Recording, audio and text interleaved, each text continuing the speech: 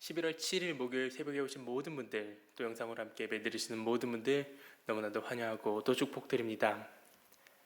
가을 특별 성령 기도회 도중 또 우리가 많이 피곤하고 몸이 힘들 수는 있어도 우리가 또 이렇게 주님 앞에 나와 기쁨으로 예배 드리고 찬양 드릴 때 주님께서 우리에게 피곤치 않게 독수리 같은 새 힘을 주실 줄 믿으며 우리가 이 시간 또 한 목소리로 또 즐거운 마음으로 주님께 찬양을 드리고 이 첫 시간 올려드리는 그런 기쁨의 예배의 자리가 되기를 소원합니다. 이 시간 찬송가 250장 구주의 십자가 보혈로, 찬송가 250장 구주의 십자가 보혈로 저희가 한 목소리로 찬양 드리도록 하겠습니다. 구주의 십자가 보혈로 죄 씻음 받기를 원하네. 내 죄를 씻으신 주 이름 찬송합시다. 찬송합시다.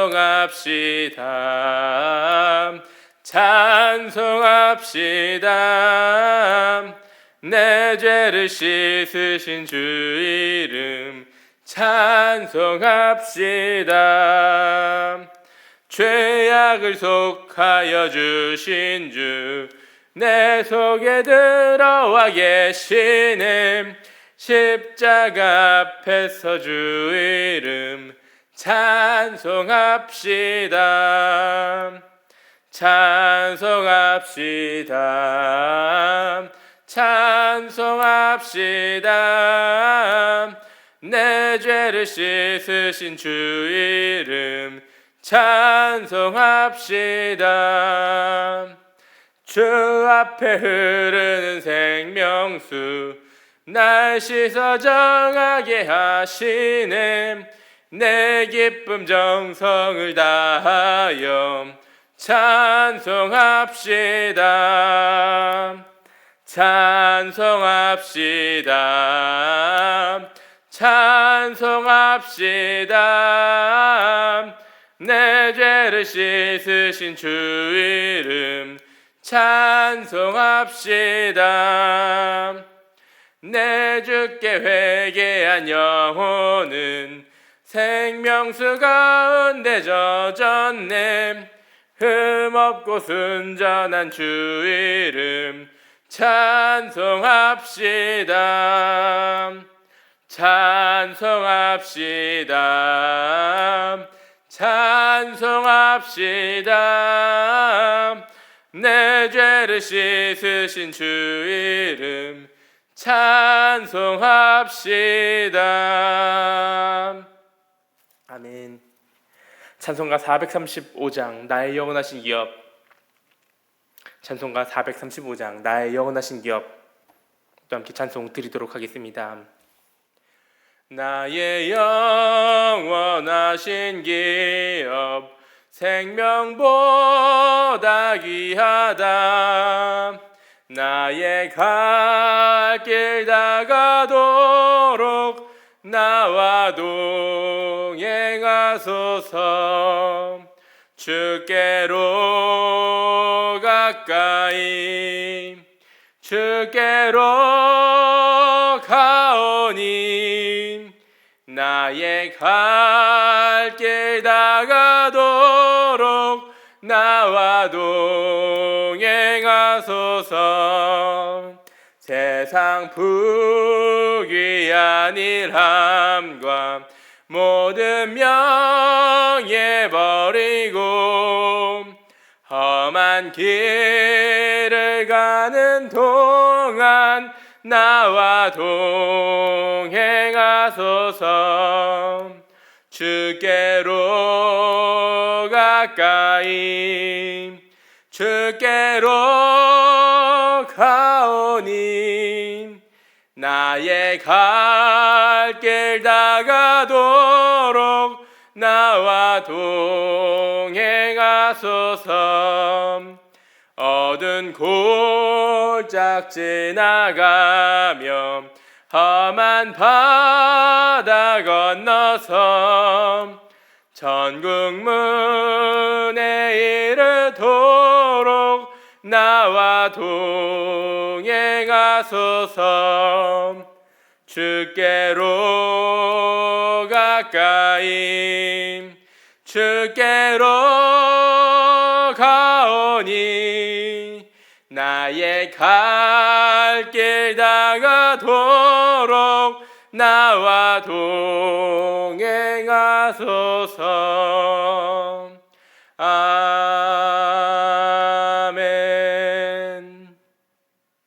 다 같이 기도드리도록 하겠습니다. 사랑과 은혜가 많으신 주님, 오늘 이렇게 또 가을 특별 기도회 기간에 주님, 저희가 이 새벽 이 교회에 오고 가는 발걸음 주님께서 또 지켜주시고 또 인도해 주신다고 감사드립니다. 주님, 이 시간 주님께서 또 저희들 특별히 불러주셨사오니 주님, 저희가 기도하고 예배 드리고 또 찬양 드릴 때 주님, 이 예배, 이 찬양, 이 기도를 통하여 주님의 역사를 경험하는 그런 기회가 될 수 있도록 하여 주시옵고, 이 시간 우리의 기도, 이 예배를 통하여 우리의 영육에 성령의 불이 지펴지는 역사가 있게 하여 주시옵소서. 이 예배를 통하여 우리의 영육이 변화되고 소성케 되는 역사가 있게 하여 주시옵소서. 하나님 아버지, 또한 이 시간 사랑하는 성도님들의 기도를 들어주셨고 응답하여 주시옵소서. 개인적인 문제로, 가정의 문제로, 사업의 문제로, 신앙의 문제로, 개인이 가진 모든 문제들 또 이 시간 주님 앞에 내려놓사오니 주님, 우리가 십자가 앞에 무릎 꿇고 기도 드릴 때에 그 모든 기도 제목 주님께서 주관하여 주셨고 그 위에 주님의 복으로 더하여 주시옵소서. 우리의 약함을 하시는 주님께서 기도하는 우리에게 독수리 같은 새 힘을 주시옵고 주님의 불꽃 같은 눈동자로 저희들을 주관하여 주사 우리가 살아가는 동안에 주님의 보호하심 속에서, 역사하심 속에서 나아갈 수 있도록 함께하여 주시옵고, 우리 삶이 승리하는 인생, 승리하는 한날을 살아가는 그런 삶 될 수 있도록 주님 인도하여 주시옵소서. 이 모든 기도 살아계신 주 예수 그리스도의 이름으로 기도드리옵나이다. 아멘. 봉독하신 성경 말씀, 신약성경 요한복음 9장 1절에서 5절까지 말씀입니다. 신약성경 160면에 있습니다. 봉독하실 성경 말씀, 신약성경 요한복음 9장 1절에서 5절까지 말씀입니다. 봉독하겠습니다. 예수께서 길을 가실 때 날 때부터 맹인된 사람을 보신지라 제자들이 물어 이르되 라피어, 이 사람이 맹인으로 난 것이 누구의 죄로 인함이니까? 자기니까? 그의 부모니까? 예수께서 대답하시되 이 사람이나 그 부모의 죄로 인한 것이 아니라 그에게서 하나님이 하시는 일을 나타내고자 하심이라. 때가 아직 나심에 나를 보내신 이의 일을 우리가 하여야 하리라. 밤이 오리니 그때는 아무도 일할 수 없느니라. 내가 세상에 있는 동안에는 세상의 빛이로다. 아멘. 오늘 본 말씀은 예수님께서 길을 가실 때 어떠한 맹인을 만나는 것으로 시작을 합니다. 본문 1절과 2절 말씀입니다. 예수께서 길을 가실 때 날 때부터 맹인된 사람을 보신지라 제자들이 물어 이르되 라삐어, 이 사람이 맹인으로 난 것이 누구의 죄로 인함이니까? 자기이니까? 그의 부모이니까? 2절 말씀에서 제자들이 예수님께 이 사람이, 지금 눈이 보이지 않는 이 사람이 맹인으로 태어난 것이 누구의 죄 때문이냐고 묻는데, 이 질문은 당시의 문화적 배경에 기인을 합니다. 그 당시 문화 속에서 이 맹인은 존재 자체가 거추장스러운 저주받은 그런 존재였습니다. 인간은 하나님의 형상으로 만들어졌다고 하는데 그 안에서 아름다우신 하나님의 형상을 발견할 수가 없는 존재가 이런 장애를 가진 사람들이라는 것입니다. 그러니 장애를 가지고 태어난 것이 죄 때문이라는 것은 그 당시 누구나 유대 사회에서 갖고 있었던 그런 아주 공통된 생각이었다라고 할 수 있습니다. 이것에는 모든 사람들이 동의를 했는데, 태어나면서부터 이 사람이 맹인이었다면 그것이 부모의 죄 때문인가 아니면 그 사람 본인의 죄 때문인가 논란이 되었기 때문에 제자들은 이 사람을 만난 것을 계기로 예수님의 지혜를 구한 것입니다. 왜 제자들이 뜬금없이 이런 질문을 갑자기 했는지 정확히 알 수는 없지만 그들이 어떤 맥락에서 질문한 것인지는 우리가 알 수 있습니다. 성경을 보면 보통 고난의 원인을 죄로 보는 경우가 많이 있습니다. 우리가 욥기를 보면 아주 그것이 잘 두드러집니다. 욥이 큰 고난을 당하자 욥의 세 친구가 찾아옵니다. 처음에는 욥이 당하는 고난을 보고 같이 울어주기도 하다가 욥이 이야기하기를 시작하니까 그것을 듣고 참지를 못하고 친구들이 욥, 네가 죄를 지었으니까 이렇게 된 거 아니냐라고 하면서 이야기가 시작이 됩니다. 진행이 됩니다. 그것이 욥기의 주된 내용입니다. 그래서 욥은 친구들을 향해 아니다, 내가 죄를 지어서 벌을 받는 것이 아니다, 왜 이렇게 되었는지 나는 모른다 라고 대답을 합니다. 그러나 친구들은 욥의 그러한 대답을 듣고서도 여전히 아니다, 네가 죄를 지었기 때문에 그렇게 벌을 받고 있는 거다, 빨리 주님께 회개해야 된다 라고 말을 합니다. 태어날 때부터 고통을 당하며 태어날 때부터 장애를 가지고 태어나는 경우들이 있는데, 고대 사회 랍비들의 글을 보면 그것이 부모의 책임으로 인한 것이라고 이야기하기도 한 것입니다. 부모가 임신 중에 죄를 지은 경우 태중에 있는 아이도 일정 부분 거기에 관여한 것으로 간주한 것입니다. 창세기 25장 말씀을 보면 에서와 야곱 쌍둥이가 어머니 뱃속에서부터 싸웠다라고 됩니다. 유대인 랍비들은 이 구절을 해석하면서 아이들도 태중에서부터 죄를 지을 수 있다라고 해석을 한 것입니다. 아마 제자들도 그런 맥락에서 이것이 그 사람이 날 때부터 맹인으로 태어난 것이 자기의 죄인지 부모의 죄인지를 물어본 것입니다. 그런데 사람이 예수님을 믿고 구원을 받고 영생을 얻고 거듭나는 것은 육신의 문제가 아니라 영적의 문제입니다. 어머니 뱃속에 들어갔다가 다시 나오면 해결되는 그런 문제가 아니라 성령으로 다시 태어나야 한다는 것입니다. 그것을 요한복음 3장에서 예수님이 니고데모를 만났을 때 이야기해 주셨습니다. 니고데모도 예수님의 말씀을 이해하지 못했습니다. 사람이 이미 다 컸는데 어떻게 다시 어머니의 뱃속에 들어가서 다시 나올 수 있습니까? 거듭나야 한다라고 예수님께서 말씀하시니까 니고데모가 그것을 이해를 못하고 말 그대로 다시 물은 것입니다. 그런데 그것은 성령으로 다시 태어난다야 하는 말씀이었습니다. 영적인 눈이 열려야 한다는 것입니다. 지금 이 사람을 맹인으로 난 것이 누구의 죄로 인함이니까? 라고 한 제자들의 질문은 바로 이런 메시지를 오늘 본문 말씀 9장에서 조금 더 분명하게 전하는 목적으로 오늘 여기에 등장하고 있습니다. 제자들의 질문에 대해 예수님께서는 아주 분명하게 대답을 해주십니다. 본문 3절 말씀입니다. 예수님께서 대답하시되 이 사람이나 그 부모의 죄로 인한 것이 아니라 그에게서 하나님이 하시는 일을 나타내고자 하심이라. 예수님께서는 제자들이 말하는 두 가지 물음, 부모의 죄로 인함이니까 이 사람의 죄 때문입니까? 그 두 가지를 다 부인을 하십니다. 이 사람이 지금 맹인으로 태어난 것은 어머니 뱃속에서 자기가 죄를 지었기 때문도 아니고 부모가 죄를 지었기 때문도 아니라고 말씀하십니다. 물론 이것이 모든 경우에 다 적용되는 것은 아닙니다. 예수님께서 38년 된 병자를 고쳐주신 시간에서 예수님이 더 심한 것이 생기지 않게 다시는 죄를 짓지 말라 라고 하신 것을 보면은 그 사람의 병과 죄가 연관이 되어 있다는 것을 알 수 있습니다. 실제로 죄 때문에 병에 걸리는 경우가 있다라는 것입니다. 그러나 오늘 본문에 나오는 이 사람의 경우에 있어서는 그것이 아니다라고 예수님께서 말씀하십니다. 그러니까 이것을 일반화시켜서 모든 경우에 다 적용되는 것은 무리가 있다라는 것을 우리는 먼저 기억할 필요가 있습니다. 그런데 여기서 더 놀라운 것은 예수님이 더 이상 원인이 무엇인가에 대해 이야기하지 않으신다는 것입니다. 원인에 대해서 설명하지 않으십니다. 이 사람의 죄도 아니고 부모의 죄도 아니다 라고 하셨으면 무엇 때문에 이 사람이 맹인이다 라고 먼저 말씀을 하셔야 하는데, 무엇 때문이 아니라 그에게서 하나님께서 하시는 일을 나타내고자 하십니다 라고 대답을 하십니다. 이것은 굉장히 충격적이고 신선한 대답이었습니다. 사람들은 고난이 죄로 인하여 세상에 들어왔다고 믿었기 때문에 이런 식으로 장애를 갖고 태어난 책임은 분명히 인간에게 있다고 생각을 했습니다. 그렇다면 그 책임이 인간에게 있다면 부모의 책임인가 자기 자신에게 있는가 묻는 것은 너무나도 당연한 수순이었습니다. 그 당시 사람들에게 비록 죄로 인하여 고난이 세상에 들어왔고 고난의 책임은 언제나 사람에게 있다고 생각을 했는데, 예수님은 그 책임이 사람에게 있는 것이 아니라고 말씀을 하신 거니까 당연히 충격적일 수밖에 없었습니다. 이 말씀은 인간의 고난에 하나님의 거룩한 계획이 있다는 말씀이었습니다. 오늘 본문 말씀에 나오는 시각장애인의 경우는 예수님을 통해 이 병이 낫도록 하시기 위해서 이 사람이 날 때부터 보지 못하는 맹인으로 태어났다는 식으로 들릴 수 있습니다. 그런데 만약 정말로 그렇다라고 하면은 그 말은 지금 이 당사자, 날 때부터 맹인으로 태어난 이 사람에게는 더 잔인한 말로 들릴 것입니다. 하나님은 자신의 일을 드러낼 목적으로 처음부터 그를 맹인으로 태어나게 하시고 또 평생을 비참하게 살게 하시는 그런 분이시라는 말처럼 되어버리기 때문입니다. 그런데 우리는 그런 하나님을 성경에서 본 적이 없습니다. 하나님의 섭리다라고 하나님의 섭리를 가장한 운명론은 성경에 등장하지 않습니다. 예수님은 지금 그런 식으로 말씀하고 계신 것이 아니라는 것입니다. 우리가 살아가면서 당하는 어려움들이 많이 있는데 그 중에는 내가 잘못해서 일어나는 어려움도 분명히 있습니다. 그러나 내가 잘못한 것이 아닌데 그냥 일어난 일들, 너무나도 억울한 일들, 기막힌 일들이 정말 많이 있다는 것입니다.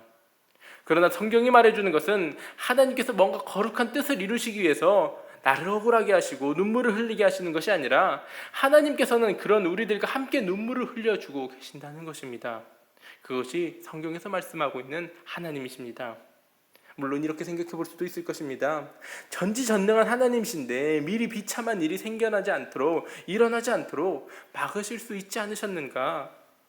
우리는 그런 질문을 하지만 그 답을 알 수는 없습니다. 천국에 가면 주님께 여쭤봐야 할 그런 질문일 것입니다. 그러나 성경 어디에도 하나님이 어떤 거룩한 뜻을 이루기 위해서 무고한 사람들을 죽이시고 그런 슬픈 상황을 만들어내시는 하나님을 발견할 수 없다는 것입니다. 철학 사상 또는 세계관 중에 이신론이라는 것이 있습니다. 정말 간단하게 말해보자면 태엽으로 돌아가는 시계 태엽을 감아서 놓으면 태엽이 돌아가면서 시계가 움직입니다. 작동을 합니다. 그런 식으로 시계를 만들어 태엽을 감아놓고 자기가 알아서 가게 한 것처럼 하나님께서 세상을 그런 식으로 만드셨다고 주장하는 것을 정말 간단하게 이신론이라고 말할 수 있는 것입니다. 그런 질문을 한다면 마치 그런 하나님으로 생각하는 것이 됩니다. 그러나 그런 하나님이 아니십니다. 성경을 보면 알아서 그렇게 가게 해놓고 신경을 안 쓰시는 그런 하나님이 아니시라는 것입니다. 고난을 당할 때, 또 고난을 당하는 사람들을 볼 때 우리가 바라보아야 할 것이 무엇입니까? 왜 그런지 정확한 답은 우리는 알 수 없습니다. 그러나 우리가 바라보아야 할 것이 고난의 이유나 내용이 아니라 하나님 자신이라는 것입니다. 그리고 하나님께 함께 비추어진 나 자신입니다. 우리에게 필요한 것은 사실 고난의 이유를 아는 것이 아니라 하나님의 선하심에 대한 신뢰를 가지는 것입니다. 그런 상황 속에서조차 하나님의 선하심을 우리가 신뢰할 수 있는가? 하나님의 신실하심을 신뢰할 수 있는가? 사실은 그것을 묻고 있는 것입니다. 고난의 이유에 대한 답을 안다고 해서 우리의 마음이 시원해지는 것도 아닙니다. 혹시 고난의 이유를 우리가 알았더라도 중요한 것은 하나님에 대한 신뢰라는 것입니다. 그런데도 하나님을 신뢰할 수 있겠는가? 이것이 우리에게 있어서 너무나도 중요한 것입니다. 지금도 우리에게 여러 가지 어려움이 있지만 그렇다고 삶을 그냥 포기하지는 않습니다. 왜 그렇습니까? 왜 우리의 삶에 분명히 어려움이 있고 또 분명히 어려움이 찾아올 것을 알매도 우리가 왜 우리의 삶을 포기하지 않습니까? 우리는 어려움이 있으면 서로 기도해 줍니다. 서로 힘내라고 격려도 해줍니다. 그것이 교회의 목적이고 또 우리가 함께하는 목적인데 그것은 바로 하나님의 선하심, 하나님은 여기서 선한 일을 반드시 이루신다는 믿음이 있기 때문입니다. 그 원인이 무엇이든지 상관없이 이런 악한 상황을 선으로 바꾸심으로써 사탄이 좋아할 만한 상황을 사탄이 괴로워하는 상황으로 바꾸시는 하나님의 능력과 선하심과 사랑을 믿기 때문에 우리는 지금도 계속해서 하나님을 신뢰하면서 나아가는 것입니다. 오늘 본문에 나오는 이 맹인, 날 때부터 맹인으로 태어난 이 사람은 정말 우연히 주님을 만났습니다. 성경에 보면 아주 우연히 주님의 역사가 일어나는 경우가 많이 있습니다. 그것이 두드러진 것이 에스더서입니다. 룻기도 그렇고 특히 에스더서를 읽어보면 정말 우연하게 일어나는 일들이 너무나도 많은데 그것이 사실은 다 하나님께서 역사하시는 일입니다. 지금 이 사람도 이 맹인도 지금 우연히 주님을 만났는데 그가 몇 살이었는지 정확히 알 수는 없지만 나중에 부모도 오는 것을 보면 그렇게 나이가 많은 사람은 아니고 적어도 20대 청년쯤 되지 않았을까 추정을 할 수 있습니다. 그는 우연한 만남처럼 보이는 주님과의 만남을 통해 시력을 처음으로 찾는 기적을 경험하게 됩니다. 만약 그 자가 자기 죄로 인하여 고통을 당하고 있는데 예수님께서 그를 불쌍히 여기서 여기서 고쳐주셨다면 그것이 정말 은혜입니다. 그런데 자기가 잘못한 것도 아닌데 이렇게 오랜 기간 앞을 못 보다가 하나님의 능력을 체험하도록 그 오랜 기간을 고생하게 하셨다면 물론 결국 눈을 뜨게 되었으니까 기쁘고 감사하기도 하지만 억울한 마음도 있을 수 있습니다. 그런 경우 분명히 있을 것입니다. 애초에 그런 억울한 경험이 없었다면 더 좋지 않겠는가 그런 것입니다. 그의 부모가 얼마나 세상을 원망하고 얼마나 또 하나님을 원망하기도 했겠습니까? 옆집에 그 아이는 잘 자라는데 왜 우리 아이는 날 때부터 눈이 보이지 않는가? 맹인인가? 이것을 가지고 얼마나 세상을 원망하고 또 유대인이니까 얼마나 하나님을 원망했겠습니까? 이럴 때 우리가 잘 아는 성경 구절이 있습니다. 로마서 8장 28절 말씀입니다. 우리가 알거니와 하나님을 살아가는 자 곧 그의 뜻대로 부르심을 입은 자들에게는 모든 것이 합력하여 선을 이루느니라. 정말로 이 말씀을 믿습니다. 저도 믿을 것이고 성도님들도 이 말씀을 믿는 줄로 믿습니다. 그러나 세상을 보면 견디기 힘든 상황들이 정말 많이 있습니다. 예를 들어 한 여인이 있는데 일찍이 남편을 먼저 보내고 혼자 자녀를 키웠다고 우리가 가정해 보도록 하겠습니다. 이 사람은 30년간 눈물과 땀으로 자녀들을 잘 키워서 아주 좋은 대학에도 보내고 직장도 좋은 데로 가게 만들었습니다. 그렇다면 로마서 8장 28절 말씀에 따라 이 여자분에게 합력하여 이루신 그 선은 아이들이 좋은 대학에 가고 좋은 직장에 간 것이라고 할 수 있겠느냐는 것입니다. 어쩌면 차라리 남편이 살아 있었으면 하는 것이 더 좋은 것 아니겠습니까? 이처럼 합력하여 선을 이루는 것을 세상의 복이라고 생각을 하면은 우리가 헷갈리고 혼동하기가 쉽습니다. 로마서 8장 28절에 바울의 고백처럼 모든 것이 합력하여 선을 이룬다라는 것은 여기서의 그 선은 그냥 좋은 대학에 가고 병이 낫고 오래 살고 건강하고 이런 것일 수 없다는 것입니다. 하나님의 선은 그런 차원이 아니라는 것을 우리가 이해할 때 이런 성경 말씀이 이해가 될 수 있습니다. 우리는 자꾸 선을 이룬다 하거나 하나님의 일이라고 하면 세상에서 잘 풀리는 것, 병 없이 건강하고 오래 살고 돈 많이 벌고 성공해서 명예와 지위를 얻는 것, 그런 것들을 생각할 때가 정말 많이 있습니다. 그게 아니라는 것을 우리가 이해할 때 하나님의 말씀이 이해가 되고 하나님이 이해가 되는 것입니다. 그런데 그것을 우리가 잘못 생각을 하니까 이 말씀들이 마음속 깊이 새겨지기 어려운 것입니다. 예수님의 말씀이 단순히 맹인 한 사람을 향한 것이 아니라면은 이 말씀은 하나님이 우리 모든 사람들의 모든 고난의 문제를 다 극적으로 해결해 주심으로써 그 능력을 보이기 위해서 고난을 주신다는 뜻도 아니라는 것입니다. 지금도 고난 중에 태어나서 고난 중에 살다가 고난 중에 세상을 떠나는 사람들이 너무나도 많이 있습니다. 그러므로 주님께서 말씀하시는 하나님이 하시는 일과 모든 것이 합력하여 이루는 선은 단순히 질병이 걸리지 않고 병이 낫고 건강하고 이 땅에서 고난 없이 평안하게 살고 돈도 많이 벌고 세상에서 떵떵거리고 하는 그런 것이 아니라는 것입니다. 그렇다면 하나님께서 나타내시고자 하는 하나님의 이름 무엇인가? 요한복음 6장 29절 말씀에서 예수님은 하나님께서 보내신 일을 믿는 것이 하나님의 일이라고 말씀을 하셨습니다. 예수님을 믿는 것이 하나님의 일입니다. 하나님의 일이 뭐냐고 많이 묻는데 우리가 예수님을 믿는 것이 하나님의 일입니다. 그렇다면 여기서 하나님이 하시는 일이 무엇이겠습니까? 사람들로 하여금 하나님의 자녀가 되도록 하시는 일입니다. 직접적으로 이 맹인에게 적용을 해보자면은 그는 지금까지도 유대인 즉 하나님의 백성이라고 했지만 사실 하나님의 백성으로서 자유와 기쁨을 누리지 못하는 삶을 살아왔습니다. 눈이 안 보이는 가운데 평생 그렇게 살아왔고 그의 삶에는 기쁨이 없었습니다. 그에게 하나님이 하시는 일은 단순히 눈을 뜨게 한 것이 아닙니다. 예수님을 만났습니다. 나중에 보면 이 사람이 예수님 앞에 신앙을 고백을 하고 꿇어 경배합니다. 예수님을 만나서 구원을 받았고 주님과의 관계가 세워진 것이 하나님의 일이 된 것입니다. 하나님의 자녀가 되게 해주신 것, 영원히 주님과 함께 살게 해주신 것, 영원한 하나님 나라의 백성이 되게 해주신 것, 영생을 주신 것이 하나님의 하시는 일이라는 것입니다. 단순히 맹인이었던 사람이 눈을 뜨게 해주시고 아무 관계가 없이 그냥 가실 수도 있었을 것입니다. 너 눈 떴으니까 됐어 하고 끝날 수도 있었을 것입니다.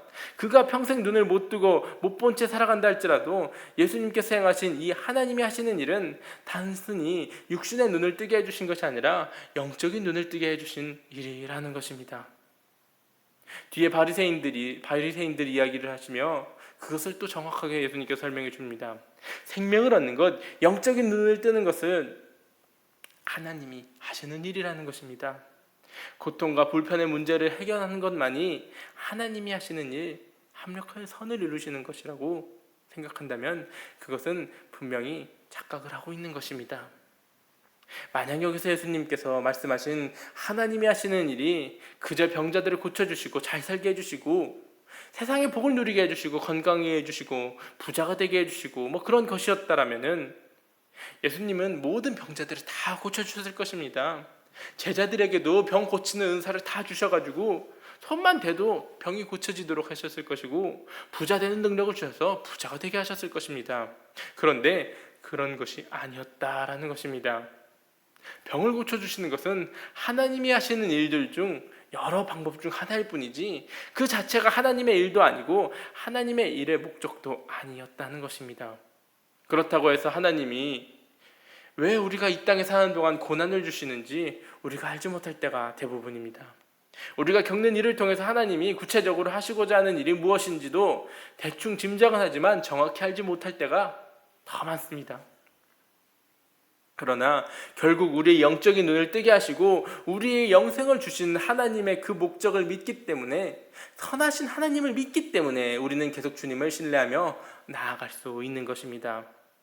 오늘 이 맹인을 통해서 예수님이 보여주시는 그 하나님의 일, 그 당시 모든 사람들이 다 저주받았다고 여겨지던 맹인을 통해서 이루실 하나님의 일은 바로 이 사람이 예수님을 제대로 만나고 예수님과의 관계가 세워지며 진짜 하나님의 아들이 되는 것이었습니다. 영원한 하나님 나라의 백성이 되는 것이었습니다. 이제 눈을 떴고 구원을 받았고 예수님과의 관계가 세워졌는데 그 후에는 무엇이 됩니까? 그 후에는 자기가 자기 마음대로 사는 것이 아니라 주님의 제자답게 살게 됩니다. 실제로 그가 후에 하는 일을 보면 마치 그는 작은 예수와도 같습니다. 예수님이 하실 말씀을 이 사람이 하고 예수님이 하실 만한 행동을 이 맹인이었던 사람이 하는 것입니다. 바로 이것입니다. 우리도 다 허물이 많고 부족한 사람들인데도 불구하고 하나님께서는 예수님을 통해 우리를 구원하시고 한 예수님의 제자로 불러주셨습니다. 그것은 이제 구원의 문제가 해결되었으니 네 알아서 네 마음대로 살아라 라는 것이 아니라 하나님이 주시는 선한 목적을 따라 그것을 이루기 위해 사명대로 살라는 것입니다. 그것이 바로 하나님께서 하시는 일입니다. 이러한 목적을 말씀하시기 전에 예수님은 비단 이 맹인에게만 그런 목적이 있는 것은 아니라는 뜻으로 이렇게 말씀을 하십니다. 본문 4절과 5절 말씀입니다. 때가 아직 나심에 나를 보내신 이의 일을 우리가 하여야 하리라. 밤이 오리니 그때는 아무도 일할 수 없느니라. 내가 세상에 있는 동안에는 세상의 빛이로다. 예수님께서는 자신이 감당해야 할 하나님의 일을 우리 즉 제자들도 해야 한다고 그렇게 말씀을 하십니다. 그리고 그것은 해도 되고 안 해도 되고 하는 그런 일이 아니라 반드시 해야 하는 것이라고 말씀하십니다. 그것이 바로 이 빛을 영접하는 일이 되기 때문입니다. 아무리 내가 육신적으로 어둠 속에 있고 과거의 삶이 다 어둠 속에 속하는 삶을 살았더라도 빛이 비추어졌을 때 더 주저하지 말고 빨리 빛을 영접하라는 것입니다. 이 빛이 무엇입니까? 누구입니까? 바로 예수 그리스도이십니다. 빛이 오셨기 때문에 빛을 영접하라는 것입니다. 여기서 우리가 두 가지 생각할 수 있습니다. 첫째, 이 맹인은 예수님의 사명이 무엇인지를 대신 보여주게 됩니다. 둘째, 이 맹인의 모습은 곧 제자들이 배워야 할 모습이라는 것입니다. 정말 사람 취급도 받지 못했던 맹인인데 맹인으로서 할 수 있는 것은 그저 엎드려 구걸하는 것뿐이었습니다. 그러니까 그는 거지였는데 그런 배경이 무엇이 되었든 그것을 가능하게 하는 것이 바로 복음의 능력이라는 것입니다. 그것이 구원의 능력이고 성령의 능력이고 복음의 능력이라는 것입니다. 예수님께서 말씀하신 하나님께서 하시는 일이 바로 그것입니다. 제자들에게도 필요한 것이 바로 이 사람처럼 변화되는 것이었습니다. 진정한 변화입니다. 제자들은 지금까지도 예수님이 왕이 되시면 내가 예수님 옆에서 한 자리 하겠다 그렇게 생각을 하며 예수님을 쫓아다니고 있었습니다. 그들에게는 진정한 변화가 필요했던 것입니다. 변화가 없이는 예수님의 길을 따라 예수님을 증거하며 빛으로 살아갈 수가 없습니다. 신앙은 예수님을 믿어 구원받고 끝나는 것이 아닙니다. 구원을 받고 죽어서 천국 가는 것이 아니라 이 땅에도 천국을 사는 것, 소위 성화의 과정이 필요한 것입니다. 받은 구원 다음에는 받는 구원 과정이 있어야 됩니다. 그래서 예수님을 따라 이 땅에 우리는 살아가야 합니다. 그런데 예수님은 내가 세상에 있는 동안에 세상의 빛이라고 하십니다. 그러니까 이제 곧 떠난다는 것을 암시해 주시는데 예수님이 함께 하시는 기회가 늘 열려 있는 것이 아니라는 말씀이기도 합니다. 그리고 동시에 예수님이 가시면 누가 이 빛의 역할을 감당해야 하냐면 바로 맹인이었다가 나음을 받은 사람, 그리고 제자들입니다. 교회가 바로 그것입니다. 그래서 이 오늘 말씀을 우리에게 보여주셨습니다.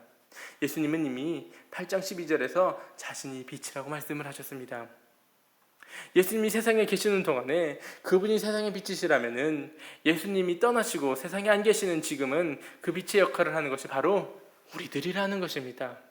나중에 이 제자들, 곧 사도들이 그 역할을 감당을 했고 그 후에 계속 복음이 전해지고 시대가 흐르며 모든 성도들이 그 일을 감당해 왔습니다. 성령님이 함께 하시며 그 일을 감당할 수 있도록 하셨습니다. 그것은 지금도 마찬가지입니다. 무엇을 통해서 어두운 세상이 빛이신 예수님을 볼 수 있습니까? 바로 교회와 예수님의 말씀을 담은 성경을 통해서입니다. 성경과 거룩한 공동체인 교회를 통해서 그것을 알 수 있는 것입니다. 우리가 이 땅에서 맺는 열매를 보고 세상은 주님의 빛을 보게 됩니다. 그래서 예수님은 산상수훈에서 너희는 세상의 빛이다 라고 말씀하시며 너희의 착한 행실로 빛을 드러내라고 말씀을 하셨습니다. 우리가 이 세상에서 살아가는 삶을 통해 이 세상은 빛이신 예수님을 보게 된다는 것입니다. 날 때부터 맹인이었던 이 사람이 그 장애를 가지고 이때까지 살아온 것은 특별히 그에게 죄가 많거나 부모에게 죄가 많아서가 아니었습니다. 이 사람들만 죄인이라서가 아닙니다. 또 그가 고침을 받아 남은 생애를 이제 평안하고 평탄하게 마음껏 누리며 살게 해주시기 위함도 아니었습니다. 주님은 그를 고쳐주심으로써 그가 주님을 의지하고 믿게 해주셨고 영생으로 들어가게 해주셨고 하나님의 자녀가 되게 해주셨고 그래서 이제는 예수님의 제자답게 예수님을 드러내는 삶을 살 수 있도록 인도해 주신 것입니다. 이것이 바로 하나님이 나타내기를 원하신 일이고 지금도 하나님은 우리를 통해 나타내기를 원하시는 일이라는 것입니다. 그러므로 주님이 주신 사명을 따라 삶 속에서 빛을 드러낼 수 있는 저와 성도님들 함께 예배드리시는 우리 모두가 될 수 있기를 소원합니다. 그렇게 결단하며 나아갈 수 있는 우리 모두의 인생이 되기를 다시 한번 축복합니다. 우리가 주님 말씀에 순종하여 나아갈 때 우리도 세상의 빛과 소금의 역할을 감당할 수 있을 것입니다. 그런 주님께 쓰임받는 도구로서의 종으로서의 삶을 감당해 나아가는 저와 성도님들 우리 모두가 될 수 있기를 다시 한번 주님의 이름으로 축복합니다. 주기도문을 예배 마치도록 하겠습니다. 하늘에 계신 우리 아버지여, 이름이 거룩히 여김을 받으시오며 나라가 임하시오며 뜻이 하늘에서 이루어진 것 같이 땅에서도 이루어지이다. 오늘날 우리에게 일용할 양식을 주옵시고 우리가 우리에게 죄 지은 자를 사하여 준 것 같이 우리의 죄를 사하여 주옵시고 우리를 시험에 들게 하지 마옵시며 다만 하겠어 구하옵소서. 대개 나라와 권세와 영광이 아버지께 영원히 있사옵나이다. 아멘.